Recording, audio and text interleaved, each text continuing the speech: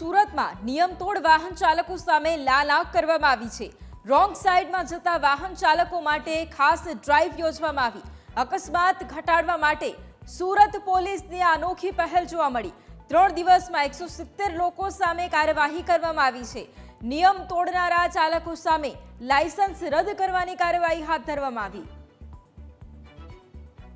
શહેર ટ્રાફિક શાખા દ્વારા આ રોંગ સાઈડની ડ્રાઈવની સમજ આપવામાં આવી રહી છે। આમ છતાં પણ જે વાહન ચાલકો અવારનવાર રોંગ સાઈડમાં પોતાનું વાહન ચલાવી અને અકસ્માત માટે જવાબદાર બને છે એવા વાહન ચાલકો વિરુદ્ધ છેલ્લા 3 દિવસમાં 170 વાહન ચાલકોના લાયસન્સ સસ્પેન્ડ કરવા માટે આરટીઓને રિપોર્ટ કરવામાં આવ્યો છે અને આ ડ્રાઈવ એ હજુ વધુને વધુ સઘન બનાવી અને સુરત શહેરના રોડ ઉપર અકસ્માતનું પ્રમાણ ઘટે તેવી કામગીરી હાલમાં સુરત શહેર ટ્રાફિક શાખા દ્વારા કરવામાં આવી રહી છે। ઓવર સ્પીડિંગમાં પોતાનું વાહન ચલાવવું, રોંગ સાઈડમાં પોતાનું વાહન ચલાવવું અને વાહન ચલાવતી વખતે મોબાઈલ ફોન પર વાત કરવી એ ત્રણેય હેડ હેઠળ હજુ આ ડ્રાઈવ વધારે સઘન બનાવવામાં આવશે।